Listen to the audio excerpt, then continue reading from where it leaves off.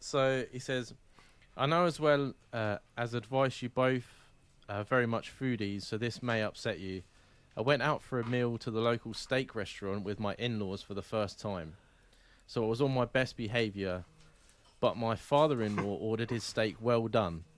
And as it was like an arrow through my heart. I gave him a lot of banter over it, which helped our relationship, which is good. But my question for you is, I know about the pineapple debate, so I wonder, is there any disagreements go further? Me and Jamie don't really have disagreements. I think it's more like, it's like banter, right? It's sort of like pineapple thing. Yeah. And of course. I got my own back with the sandwiches and made him eat pineapple, so that made me feel good. He has a real thing. I don't mind pineapple. Yeah. I just don't like it where it shouldn't be. Like upside down in your shopping bin. I look everywhere now for upside down pineapples. Everywhere I go. It's not a mistake I'll make twice, I'll tell you that much. Me and Jamie, I don't think we've ever really had a massive disagreement on anything ever since we've been mates. Not really. We've never had a falling out. No. Like a big falling out. I've fallen out with most of my mates at one point, but I haven't felt falling out with Dan. No. Normally because we end up having a fight about it and then we're always forgotten. And many times Jamie bruises me, yeah. But he also says, how do you have your steaks? Is steak big in Greece? I know you all got your yogurt and creamy things, right? Like meat is very big here. Yeah. But not steak per se, right? Not the steak that you think of, right? Right, like not like ribeye and that sort of stuff. No, they just kind of take it, they hack it, and they call it a steak. You It's get a real like cut. gyros It's not and stuff like that, I don't know how they describe it. It's like it's not a cut.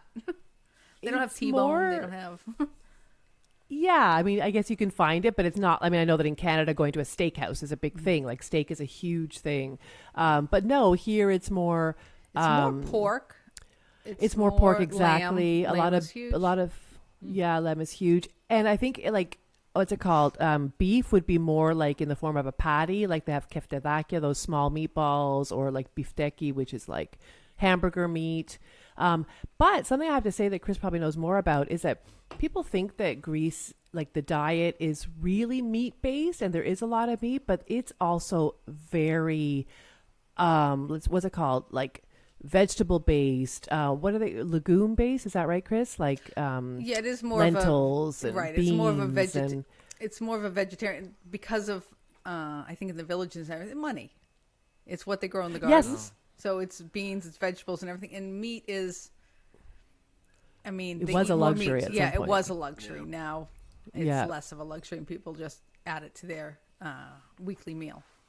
But but the meat here, like the beef, is tough. It's tough. No. So people, and they make it, Greeks tend to cook everything very well done. Like you... No. I think if you go to Athens, probably Athens is a little more cosmopolitan. You can find a little bit more of modern. But if you come out this way, you're gonna find more traditional. Traditional. Just you order your meat and it comes. They don't say how would you like it cooked. It comes running. Yeah, but it's dead. It's dead. But so how do you guys have your steak then? Like if you ordered a steak, how would you have it? When I go home and I order a proper steak, sorry to say, I'm a medium well person. Same. Oh my God. Look at us agreeing on something. Twinsies. Yeah. I'm a medium well. I like it a little pink. I don't like it red whatsoever, but also not gray. Yeah, I can do medium. Yeah. I can do medium, but I'm medium well. I like a little pink in there. Yeah. Not too much so. Oh, I'm medium rare. Same with my bacon. I like it to be moving. I like my bacon dead. Oh no, that's an American Canadian thing, right? Like super crispy bacon. No, I can't. Yeah. No, it's not. No. To be fair, if I have bacon, it needs to be crispy. I can't have it when it looks anemic on the plate. That's it. Yeah, we're also. It's disgusting. Put me out of my misery. I'm not dead yet. Years and years ago, we were heading to the beach and we ordered sandwiches for everybody in this little shop, and they had bacon for it. We put bacon. They put it on raw. They didn't cook it at all. They do that in Poland as well, yeah. Yeah, so we picked it off, and the next time my husband's telling him, put it on the grill, put it on the grill. He's Greek, but he was like, no, you're going to cook that sucker. Yeah. No, I flash raw fry bacon on my sandwich. Bit on each side. Flash fry. Flash fry. Nice and rare. Yeah, medium rare. So I'm a butcher as well. Like, if anyone I couldn't have it more than medium rare. Nah. I really want a steak. Really? Anyway. Exactly what I was going to say. I want anything actually right now. Yeah. I'm starving. So it says, and something totally separate, other than the fact it happened on the same meal, I've always found myself upsetting people after a few drinks, as I have very little filter, and it seems to disappear after about 3 beers.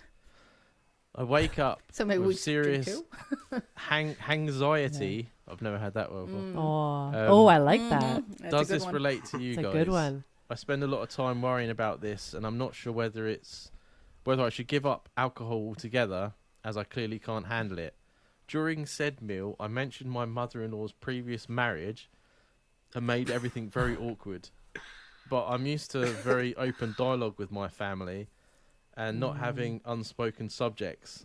So with the booze, I really fucked up. Any ideas how I could save my first impression? Oh God, it was his first impression. Yeah. God. Yeah. You only get one. Wow. You only get one. No, it's salvageable. Yeah. I don't want to always be the one going first, but I think you need to read the room. I think I get how you can fall into the trap of coming from a really open family and assuming that everybody's the same way.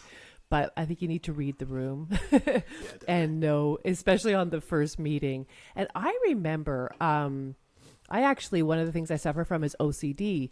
And when I combined that with drinking, the next morning, I don't drink as much as I used to. I would be like, oh my God, what did I say to them? I just, like, it was like this anxiety, like, oh my God, what did I do? What did I say? And I actually ended up quitting drinking because of that. I didn't know I had OCD. You know what you did? You said, I quit drinking for no reason. Yeah. You know what it is? You said yes to a podcast. That's what happened. Yeah, exactly. God damn it. You see, it's only a person with a mental illness would do that.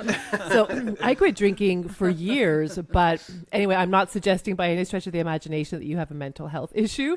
But I think that, I don't know if you have to quit drinking, but I think that, it's really amazing that you've made this, realization, the connection between sort of not being the kind of person you want to be after 3 drinks. So maybe just dial it down a little bit. I'm not sure what anybody else would say. Dial it down. 3 was too much. Have one. Sip it. Then order water or Coke or something after that. If you know, that way you won't have the anxiety the next day. You'll feel much better.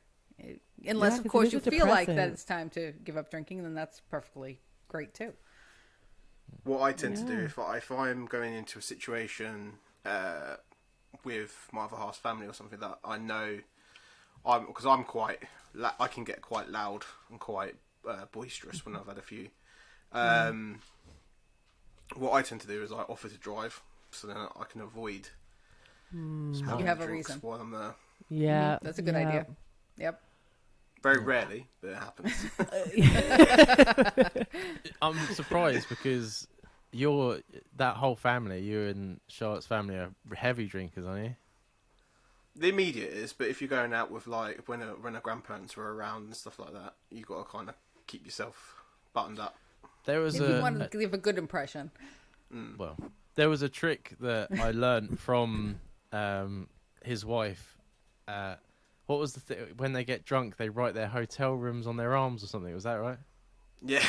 Oh, God. So we go every year to like a all expense paid horse race day through their business, and twice on 2 separate years, someone lost their room and didn't know where they were in the hotel because everyone gets so wrecked.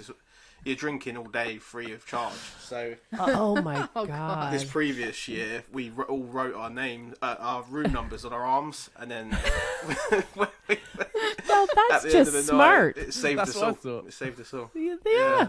That's just clever thinking. Brilliant. Yeah. I like that they planned ahead. They're like, you know what? Twice was enough. We got to learn from our lessons. Everybody write that? Yeah. That's great. I love it. Experienced drinkers. The flip side to that is that if there's like a murderer walking around, then they know what room you're in. Yeah, but that's true. I don't know. They can't be stealing bins. You weigh your options. You know. Yeah, exactly. Yeah. Wear long sleeves. Yeah. They'd have trouble with me if I was drunk in a room trying to kill me. Just dead weight, isn't it? They'd run away like screaming. A baby, trying to lift a baby up. Running naked down the aisle. Oh my god! Did we answer any question in any way, shape, or form? Yeah. I don't think so. I think we need to revisit. I think, I think it was the opposite, obvious answer, right? Like you already know that after 3 beers, you're going to be unpredictable. Yeah. Just do 1 or 2, and then, or like Chris said, space it out, have a drink, and then have some water and things like that. And then, because at the beginning it was going all right with the jokes with the dad, and then it got a bit. So just your limits. I think once you've made that mistake, he spelled it out right in the email. Yeah, he did. Yeah, exactly. Yeah, he answered his own question, but you only get one first impression, but then it's up from there, isn't it? That's if you've hit the bottom right now. There you go. That's the way to look at it. And just be on your best behavior from this point on. People will forgive you for it as well. Yeah. That's actually a really positive thing. Maybe he screwed up so much that anything he does now is going to be considered like amazing. So they're going to be like, "Wow, this guy's brilliant." I don't know. Glass half full. And if you live in the UK, Marks and Spencer's flowers are probably the best ones you can buy when you see them next. Yeah, that's probably the best advice that you've given. Yeah. But no, you did all right. Everyone makes a fool of themselves the first time. It's really it's too much pressure, right? It's you're bound to mess up. No one's perfect. Yeah. Exactly. And I mean, the girlfriend could have said, he was so nervous that night. He was drinking fast. And if it was even, if he actually even, well, no, he brought up the ex-wife. Never mind. The first husband or whatever. Yeah, no. Oh yeah, there's always a chance to. He knows he goofed up, so if he knows that he goofed up, that's half of it, and he can learn from his mistakes. Absolutely. Yeah. 100%.